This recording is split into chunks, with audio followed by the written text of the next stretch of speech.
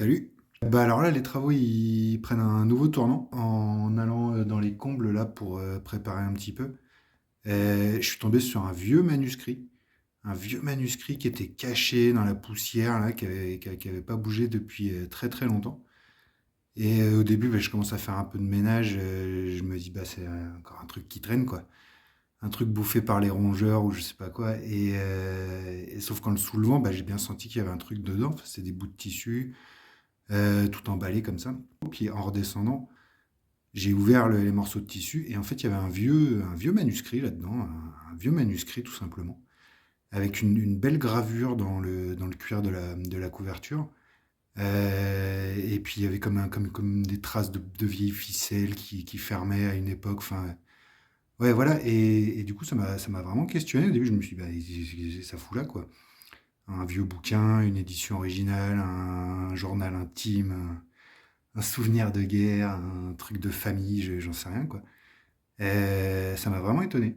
On voyait bien qu'il était là depuis vraiment longtemps. Et je pense même que quand il y a eu des travaux d'électricité dans les années 70, là, il n'a pas été trouvé. Il était là depuis encore bien avant et sûrement même avant la guerre.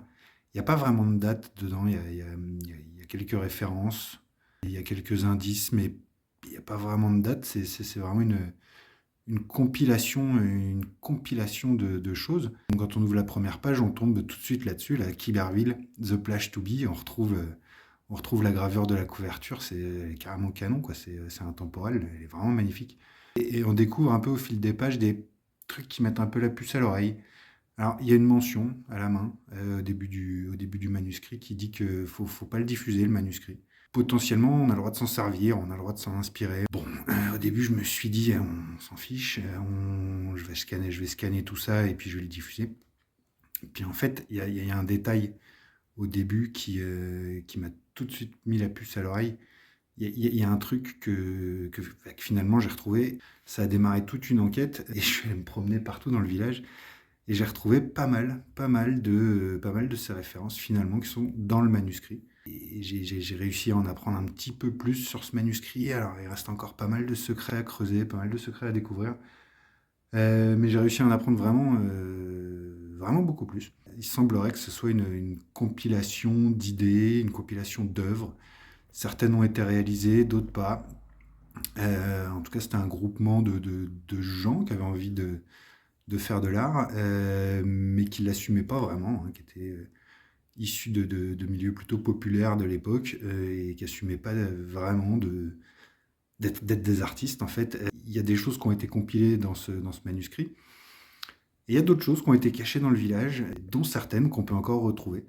Donc ça sera un peu l'objet de la prochaine vidéo. J'ai quand même montré le manuscrit à quelques copains qui ont été impressionnés comme moi et qui se sont dit mince, il y a quelque chose à faire pour honorer la mémoire de cette trouvaille, de ce trésor qui était enfoui dans les combles. Ça nous paraissait tout naturel, Kiberville, The Place to Be, avec le logo en mettant la Haute-Normandie à l'honneur.